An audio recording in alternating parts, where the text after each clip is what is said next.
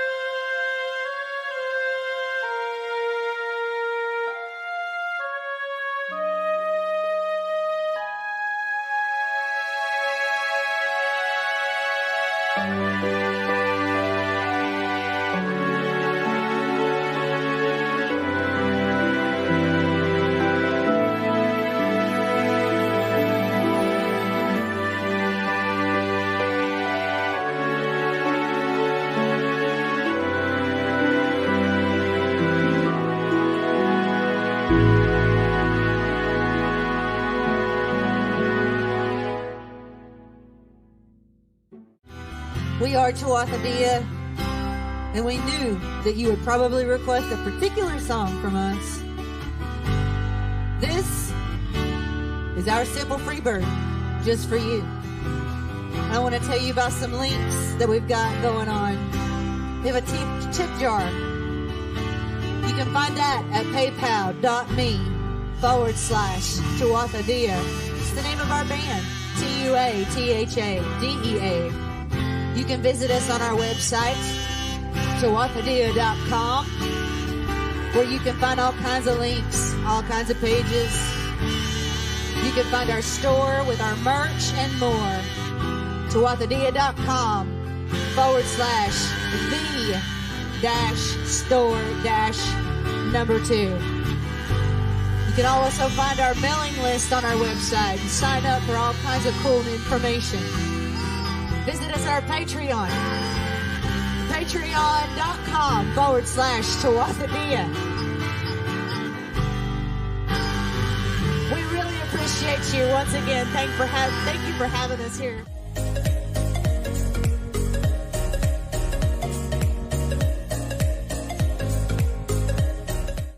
Do you want to make sure your convention isn't a dud? Then contact the CONmods for all of your moderating and consulting needs. We've had the pleasure of working with Sean Schemmel, Adam Baldwin, Matthew Lewis, David Yost, Brian Michael Bendis, and many, many more. Find us at theconmods.com, a proud partner of CONjuration 2020.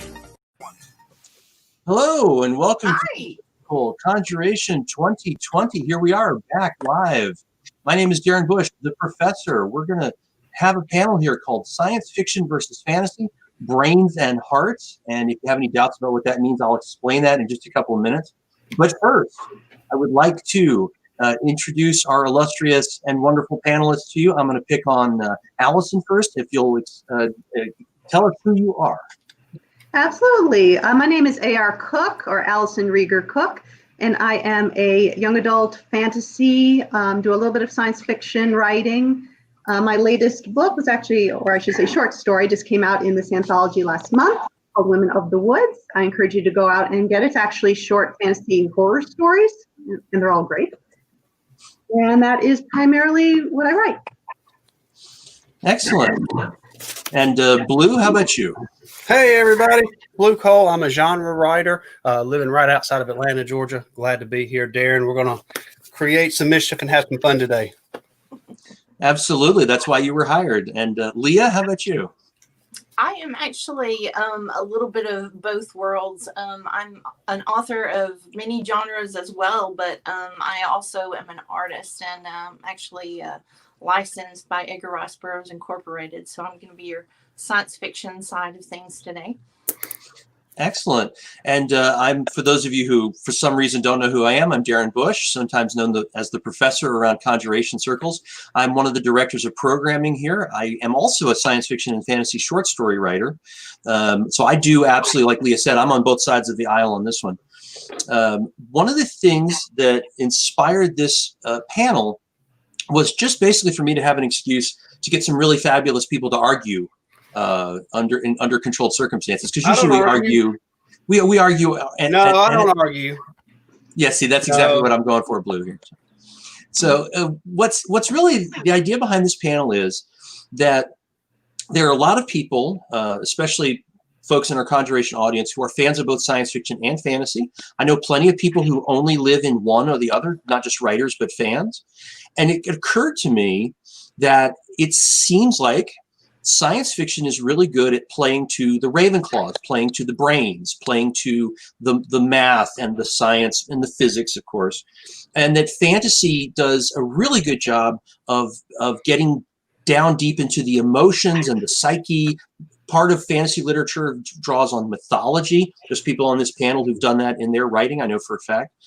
So the question is science fiction really more a brainy genre and fantasy more of an emotional or heart genre?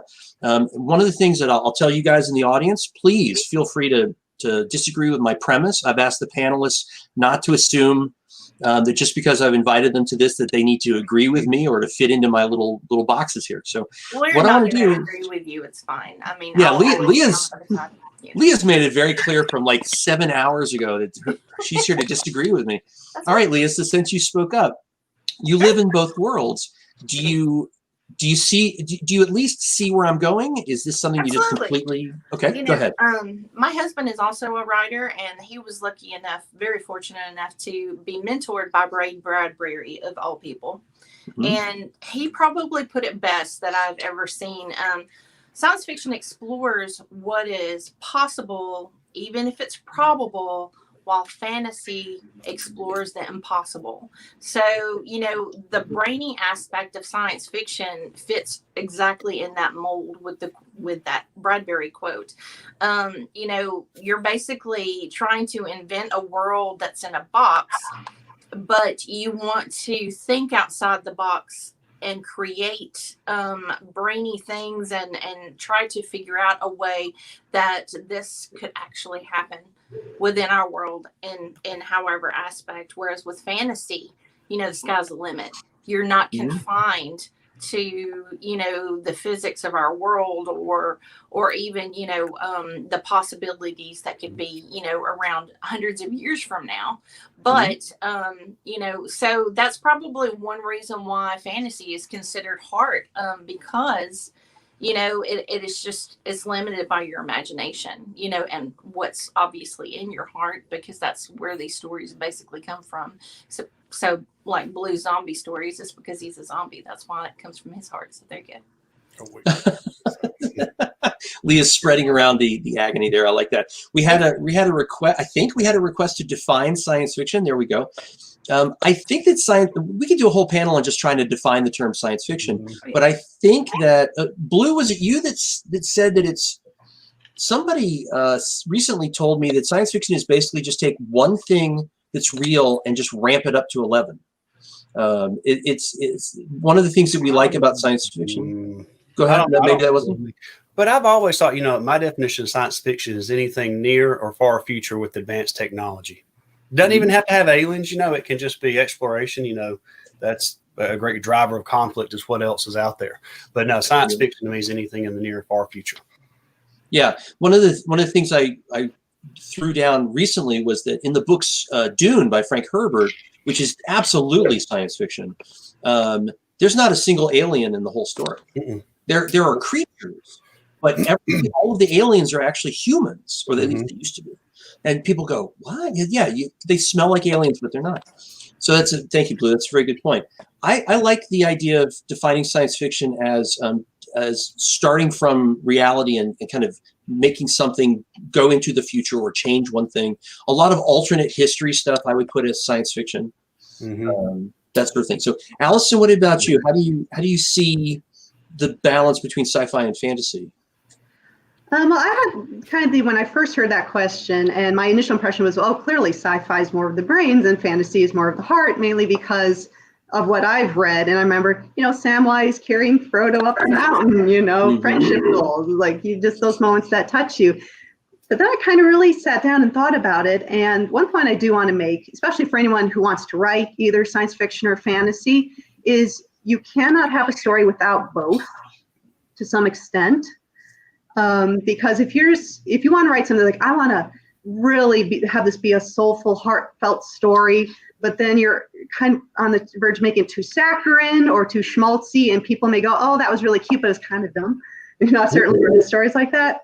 And then there's stories where you want to capitalize on this cool technology you've kind of created. And, I think about like how in Star Wars, everyone's built a schematic of the ships and the lightsaber, and they've all figured out how it actually works in real life. But then if there's no heart, there's nothing to connect you to the characters. And you'll go, well, that was a bunch of cool concepts, but that's all it was. There was nothing to connect me to what the characters want, because every story is character following their desire, in pursuit of their desire. That's heart, the following your heart, or leading your heart, really is a better term for it. You're leading your heart to whatever your goal is. Yeah, it's a very good point, Allison, because last night in the Discord chat, we actually had a pretty good conversation about how Star Wars is not science fiction, it's fantasy. We've done panels on this. I will go on the mat on this. Star Wars is not science fiction.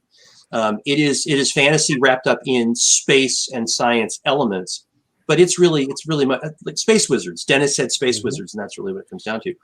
But I think you make a very good point that I'm not really saying that science fiction is bad at emotions, or that fantasy is bad at technology or analytics. It's just that it seems like part of this is a cheap shot. Part of this is if you have spaceships, you kind of assume that somebody has done their homework a little bit on physics. Not always. Plenty of examples where they haven't. So it's not that the sci-fi can't be heart-wrenching. It has to be, or it's no good. It has to grab on. So I agree. I absolutely agree with what you're saying there. So in fact, here's a question I wanted to ask everyone, because I went back to watch a movie this morning, remembering that, this was a animated sci-fi film, Treasure Planet. And then I watched and went, I don't know if this is sci-fi, because you have to stretch your belief for a lot of this technology in the movie. Like, everyone can breathe in space on a colonial ship. It's like, so would you consider that more fantasy, or is it both? And things can be both. The lines are really blurred. Well, look at Star Trek, for instance. I mean, Star Trek will probably lead a heck of a lot more towards science fiction than Star Wars ever did, just simply because space exploration, you don't know what is out there. It is definitely a possibility. You've got androids and aliens working together for the common good to explore space. So that is definitely science fiction. But, people put Star Trek and Star Wars next to each other in genre fiction all the time. But then you have people who they're dedicated Star Wars fans but don't really like Star Trek, and people who love Star Trek, and vice versa. And forever, I'm like, why don't you like both? Aren't they both kind of the same? And no, they're very different. They're appealing, to different parts of what people like in a story, whether it's the more brainy part or the more heartfelt part. Yeah. And Star Trek's an excellent example of how you can create a separation between science fiction and fantasy while still exploring both or aspects of both genres. Because Star Trek absolutely has their omnipotent, immortal demigod characters. Q, hello. So when somebody says, "Oh, Star Trek is just straight up science fiction," I go, "The Q continuum? Excuse me? No, they're the Greek gods writ into space." What was the name of the character from the original series, the Squire of Gothos? He essentially was an immature little child who was omnipotent. and he just was pouting and taking out his boredom on Kirk and Spock and McCoy. Those are not really science fiction elements. Those are more mythological elements. And so Star Trek going everywhere kind of gloms onto mythology and science fiction, obviously, and does some fantasy stuff. And that's what I was going to say is with and no pun intended, but that's the perfect vehicle for that kind of mixture of science fiction and fantasy, because the ship itself can go from different time periods, hop into different planets. One civilization may be in the medieval stage, the other civilization may be in the post-industrial stage. So they can kind of pick and choose the age of the civilization. And that comes back to the question of present and past, and then near and far future, which is another way that you can divide them. But the one thing that we all know is that technology can be so advanced that it still comes across as magic because you don't understand it. And that's one of those lines that also blurs it. So I love to think about that too. Yeah, when you think about Firefly. Well, actually, Firefly's on my mind during this conversation because it's a space Western. Yeah, that's exactly what it is. It's not science fiction either. Yeah. It's a Western. It's a Western. It absolutely is, but if you really think about it, it's sort of possible. Maybe, if the world changed enough to lean in that kind of a culture, we became more spacey than we are now. It's definitely a possibility. Yeah.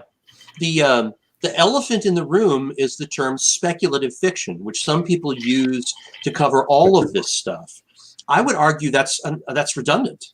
I would argue that speculative fiction is, all fiction is speculative in some way. But when you start talking about Firefly as science fiction, I go, it has spaceships, but that's it. They ride horses. They have normal, ordinary problems for normal, ordinary people. That this is the United States in the late 19th century, post-Civil War. It's really the tone they're going after, and they get it. So the idea that they're in space is just a way to get, and I don't mean this in a bad way. Yeah. Whedon is attracting the attention of people who wouldn't normally be interested in a post-Civil War Western. Right. He's introduced an entire different group of fans to the concepts of that time period and that discussion, which is great. Does that not fall into the whole science fiction is just a way that you twist one possibility and make it more advanced, though? So I still think that it's science fiction, but I'm also, knee-jerk. I'm going to disagree with you on that anyway, because you can say Star Wars. There's many that can be, and that's where the underlying story structure across all of them is the same. If you look at any genre, you've got the hero's journey, you've got the not the renegade farm boy, but the simple farm boy. You've got the fallen from grace. Just all the different story structures. It's just the way that you dress them up, I think. And there's so many things that, Stephen King, who writes horror, wrote The Dark Tower, which is a Western. But it's also science fiction about book 4 or 5. And then it turns into high fantasy at book 6 and 7, So there's all sorts of different coats of many colors out there. Yep. Allison, what were you going to say? Well, I'm just about the point of, especially when you get into material that is multiple genres. So yeah, it's a sci-fi Western. It's a horror Western, which Walking Dead is technically a horror Western. I think people identify the genre, which genre is more heavy, depending on just your personal preference. If the science elements is what appeals more to you, you're going, oh, this is a sci-fi, of course. If you like the Western elements, the riding the horse into the sunset, gunfight with the bad guy, it's a Western. I actually took I didn't take a class. I watched a class done by James V. Hart, who's a screenwriter. And he broke down how to write a script. It was about 15 steps.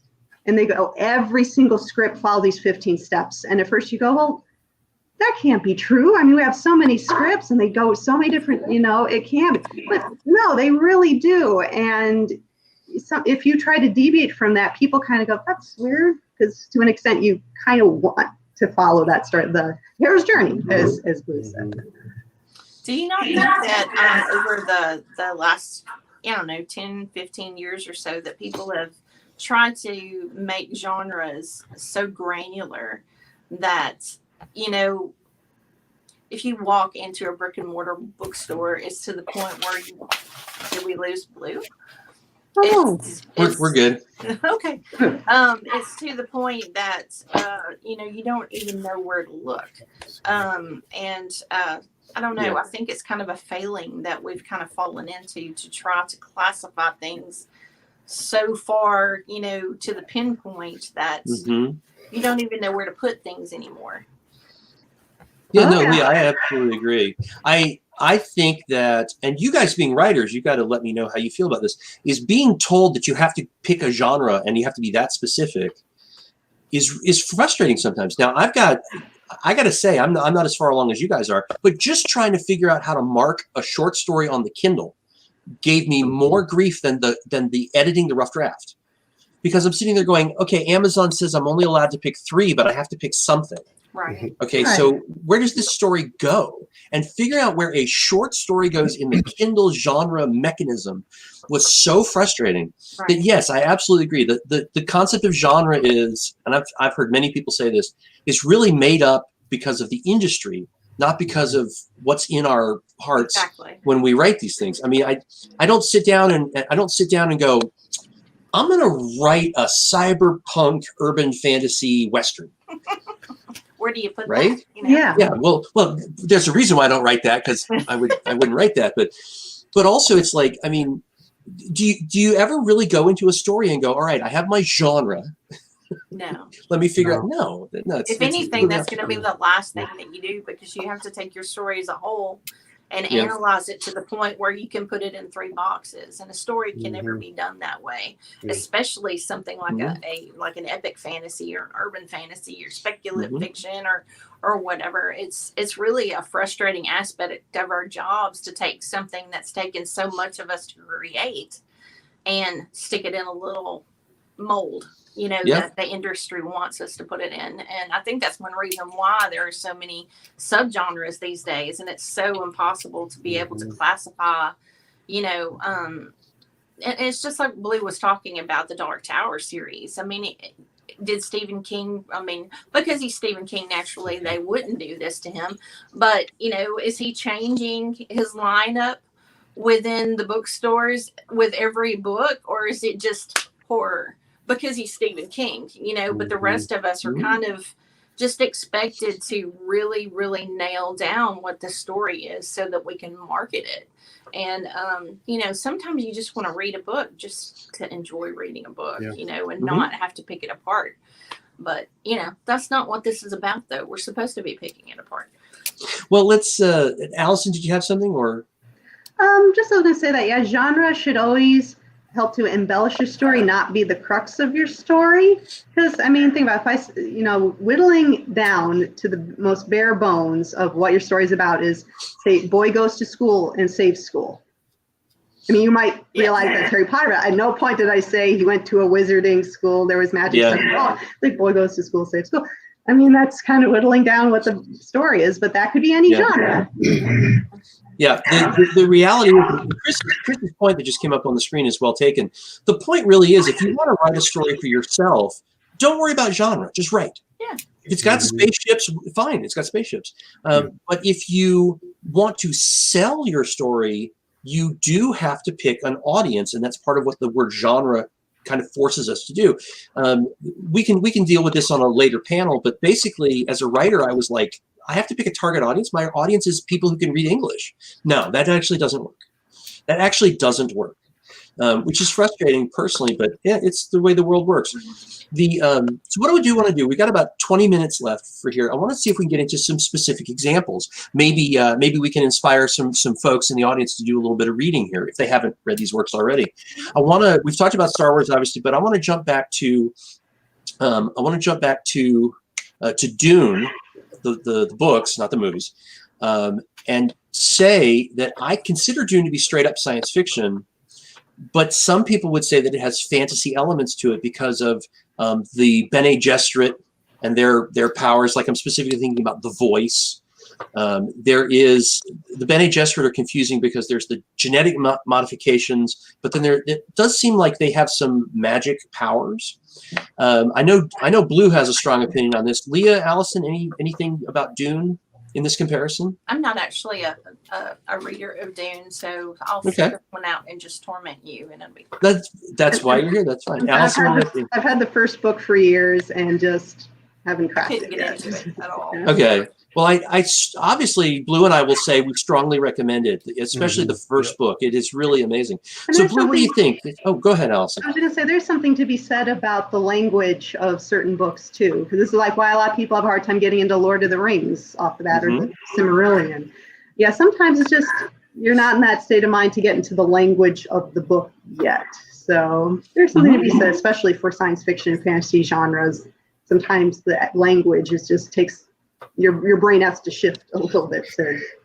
Oh yeah, no, absolutely. I have no problem saying that Dune is a tough read. You have to earn Dune just like you have to earn Lord of the Rings. I have no problem with that. It is, and Herbert has done a fabulous job of taking the science fiction tropes, some of which he invented, absolutely, and he's taken that way to an extreme to where where people don't realize that these are all human beings from Earth originally. Right, so it's some of these characters are unrecognizable as people. So anyway, so Blue, back to this sci-fi versus fantasy question. What's your take on that? I think you have both of them in Dune because you've got, if not faster than light travel, you've got some type of travel that gets people to planets quickly. The other thing about Dune is it has a massive time scale. So then you can bring in some fantasy elements from earlier types of civilization, but yet at the same time you've got the Butlerian Jihad, which happens far back in Dune's timeline, but still it has a high technology flavor to it. So it's a little bit of everything. And one of the things that we keep pointing out are all these long series that have multiple flavors and multiple volumes. With the scope like that, you can play with it. You can go back and forth with which genre you want to do it, and it's all once again it's how you dress the story structure. What clothes you're going to put on it. Oh, excellent, good. I would actually disagree. I would say that everything that happens in the Dune books, not the movies, but everything that happens in the books can be given a psychological or physical scientific explanation. And some of it's a stretch, I admit, but I like.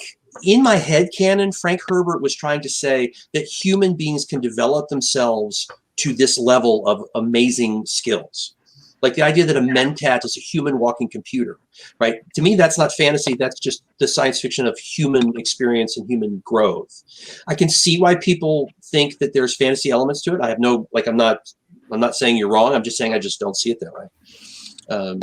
So another really good example of this is, we're not going to get into this, but I just want to refer to it very quickly, is Anne McCaffrey's Dragon Riders of Pern is one of those where it has dragons and they do amazing things and they travel in time and space, spoilers, and it's not fantasy. She straight up says it's science fiction. The very first paragraph says it's an Earth colony. That they crash landed there basically. So that's one of those where everybody's like, oh, it's fantasy. No, the author says it's sci-fi, guys. Not that you have to read it that way. I'm not saying I'm not saying that your enjoyment of it is changed by that. Please read it however you want. But I just love the fact that she's like, no, they're colonists in space. Yeah, because there aren't, from what I recall, I read a few of those books, and I don't recall there being anything, like the most magical element is you bond with your dragon, and how and why that happens is kind of meh. It can just happen. I guess it's the same way you would bond with a pet. It's like what clicks. But yeah, I remember there's one book, it was actually one that by Todd McCaffrey, and I forgot how he explained it, but there was a character in the book who was just angry all the time. And you didn't know why she was so angry and mean all the time. And in the end, you found out is because part of her was in the future, so she wasn't whole. And there was kind of an explanation. So she had to get that part of her to rejoin. It's like, that's interesting. I mean, I don't know if that's sci-fi fantasy, but I guess it's technologically explaining why part of her was in the future and why part of her was in the present. So yeah, I can see why it's sci-fi. Yeah, and I love that. And Allison, you got real close to this. There's several points in the original trilogy of Dragon Riders where you can just go, a dragon did it. which is the equivalent of a wizard did it, but she just doesn't have any wizards. Leah, Blue, anything you want to add about Kern before we move on to something else? Okay, excellent. Yeah, I just wanted to just quickly refer to that one. Leah, so I want to pick on you real quick because of your connection to Edgar Rice Burroughs, who is probably another one of those authors, like several of us have said already, that when you look at the Stephen King phenomenon, you look at the length of the series and everything. Burroughs, is he a science fiction author, or is he one of those everything authors? He's probably more along the lines of fantasy. I would think that he would be, because even Tarzan, okay, everybody knows who Tarzan is. A lot of people don't realize that Tarzan and the Apes is not the only book in that series. In fact, there's a lot more.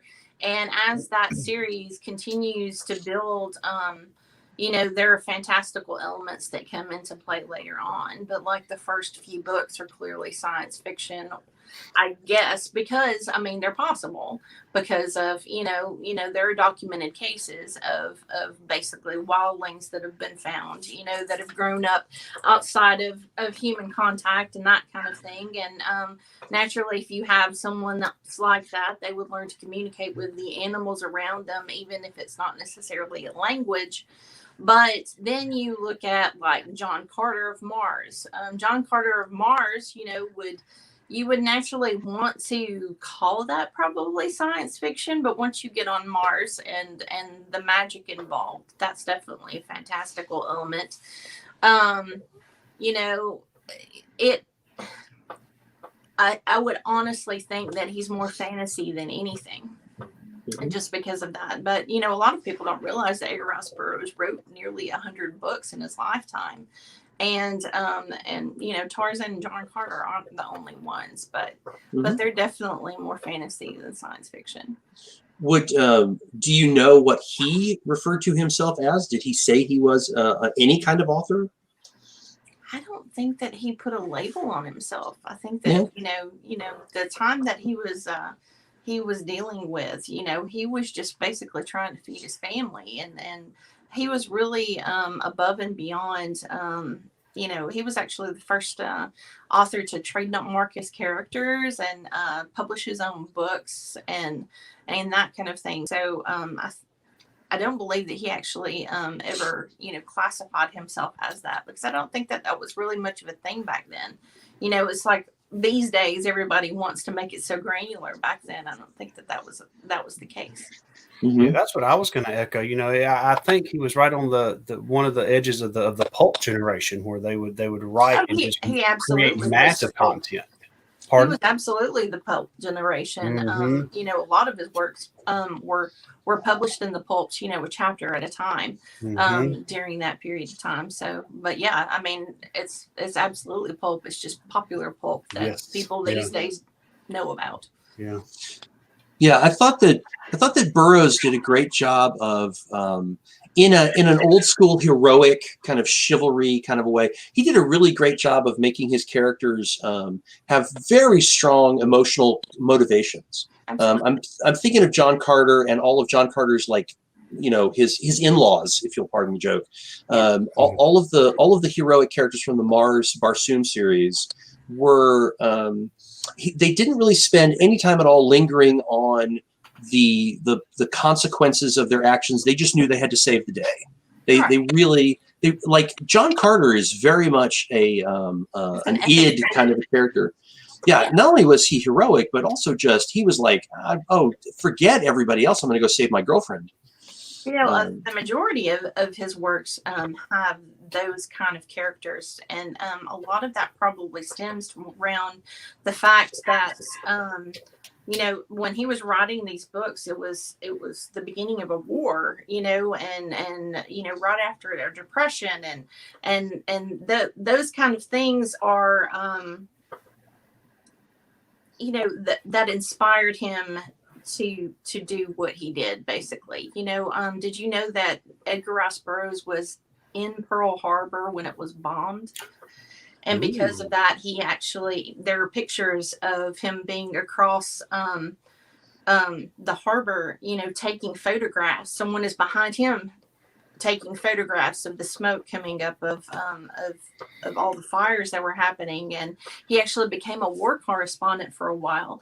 And there's actually a story where he was on an airplane with a bunch of paratroopers that were about to jump, and he was just, everyone was just dead quiet in there.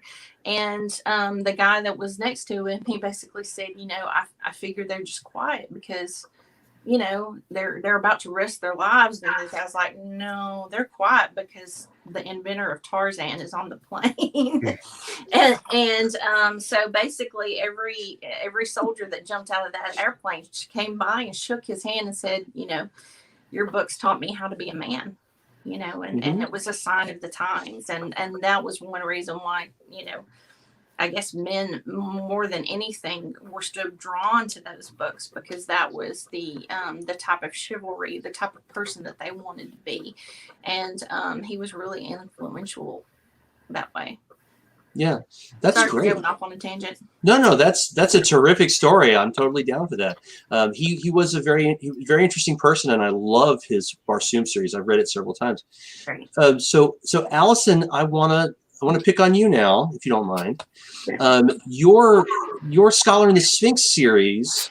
I assume you'd consider that fantasy, right? Not science fiction. Is that a safe bet? I definitely categorize it as that. Okay. Oh yeah, no, I like the way you qualified that. Well, I had to pick, so that's. It leans more that way. Yes. Yeah. So going off of what Leah was saying about Burroughs, were you drawn to the kind of writing that you did that ends up being fantasy genre? Were you drawn to that because of the were there elements of the heroism and the like? I guess what I'm getting at is, did you lean toward fantasy because of a reason that has to do with our topic here, which is because of trying to hit people emotionally, or the opposite, trying to get people to think about things?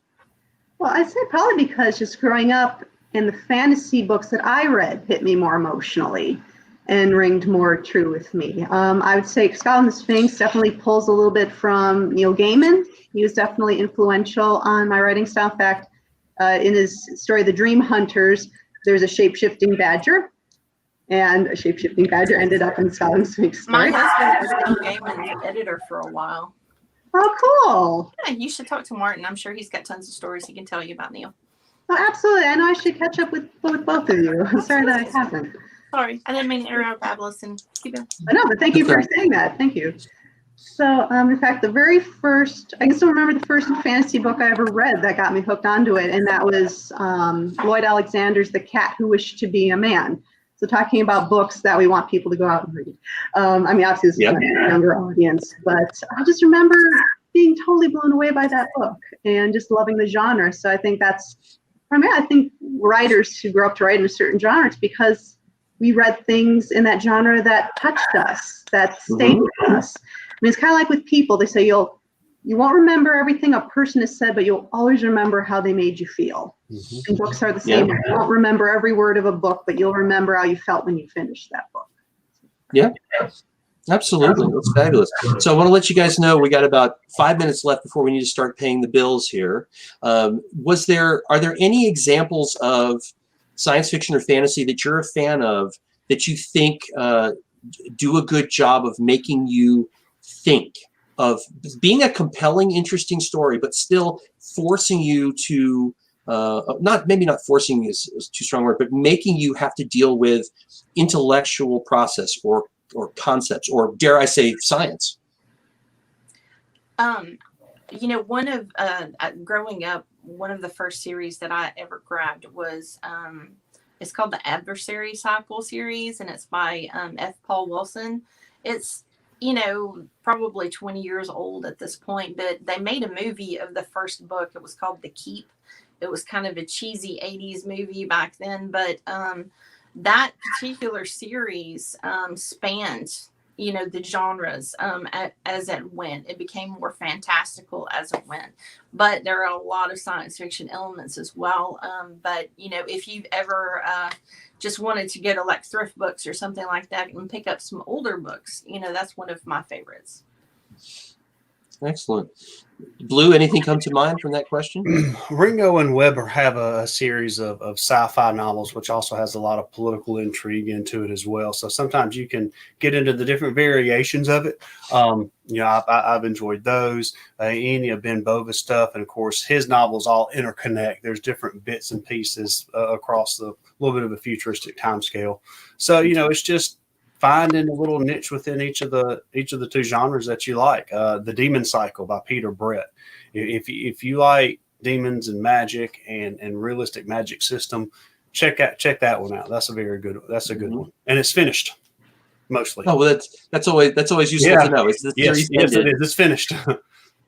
Allison, how about you? Any examples you can think of?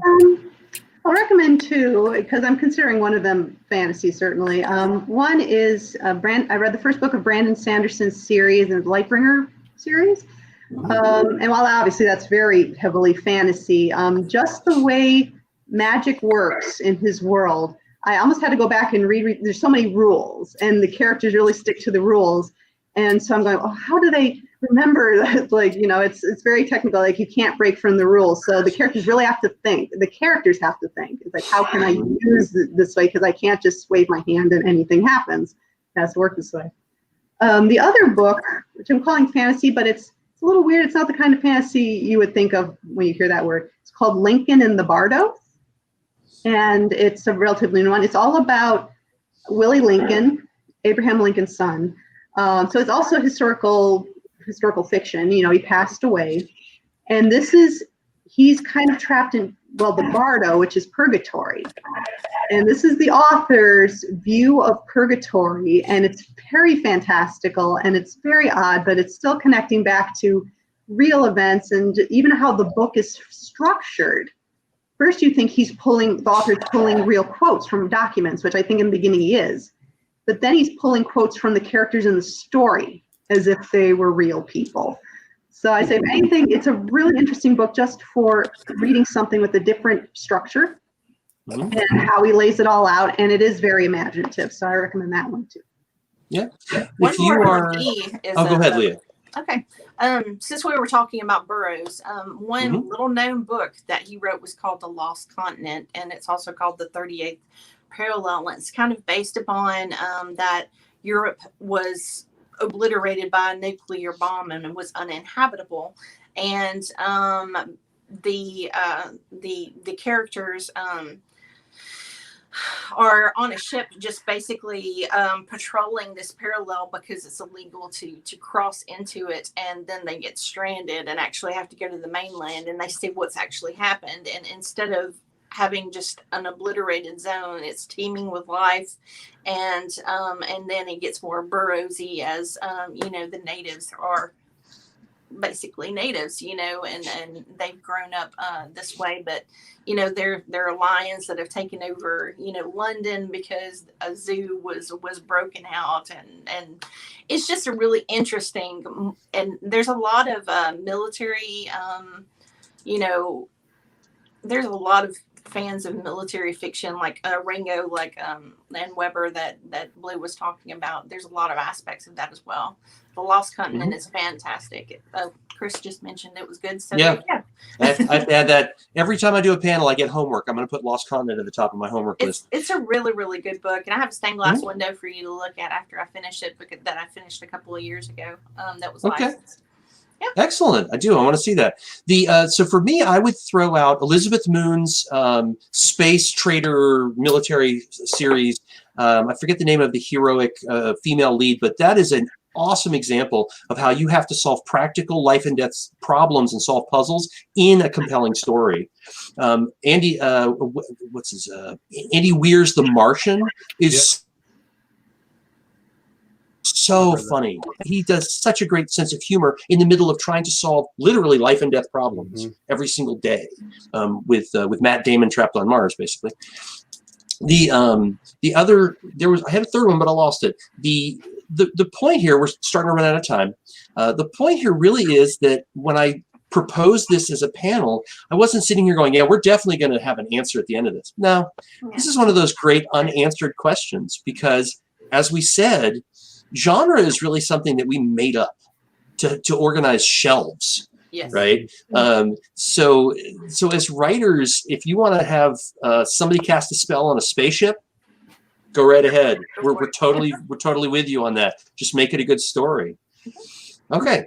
So speaking of paying the bills, let me start winding things down here. First of all, I want to thank everybody for participating. I really love the comments we got in the chat for this kind of slightly more intellectual discussion, but I love these. So please, if you'd like more deep stuff like this in future CONjuration weekends, please let the heads know that you want more. I'd love to get feedback on this.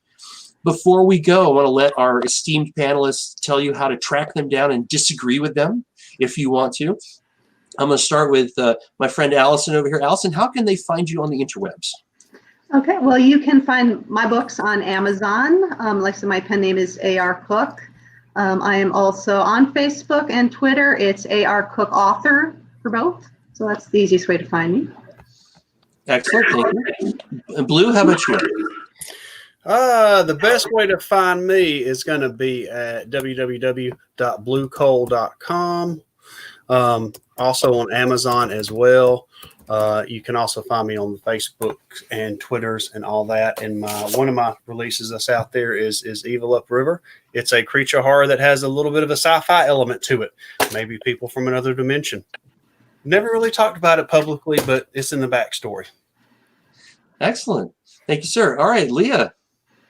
Well, I write under the pen name L.R. Barrett Durham, and I've written both science and fiction and fantasy, and you can find me on Amazon, but you can also look me up on Facebook, and I have an art business called Wildcat Mountain Artistry as well, and I have a lot of licensed Burroughs stuff that goes along with the books if you are a Burroughs fan that you can see as well. Don't you you have a vendor shop here this weekend, don't you? I do. Okay. And I've actually made some exclusive Harry Potter stained glass and fused glass jewelry specifically for CONjuration. I've never made any Harry Potter stuff before, and it's already just flying off the shelves. So I really appreciate all the interest in that as well. Yeah, no But problem. it's And just Wildcat Mountain Artistry. Excellent. And I am still Darren Bush, the professor. You can find my science fiction and fantasy short stories on my Amazon Kindle page, Darren M. Bush. So we've got about a minute left here, guys. We closed down a little too quickly. Did anybody want to throw anything out? I don't think we tormented you enough. Yeah, we could do that for another hour, couldn't we? So now, okay, so suddenly we're out of time. Hit the red button. So one of the things before the tech elves cut us off, I want to say is I really love having people with very, very different backgrounds and very different experiences have kind of a companionship in this disagreement. I love the fact that nobody can really truly define science fiction and have an entire room of nerds and geeks go, yes, we're good with that. It doesn't happen, and I love that part of this culture. So as long as we keep it civil. All right, guys. Well, we are definitely out of time. Thank you, everyone on the panel. Thank you, everybody who's live on the chat. Everybody. We appreciate the feedback. Thank you all. See you later. Enjoy the rest of the weekend. See y'all. Bye.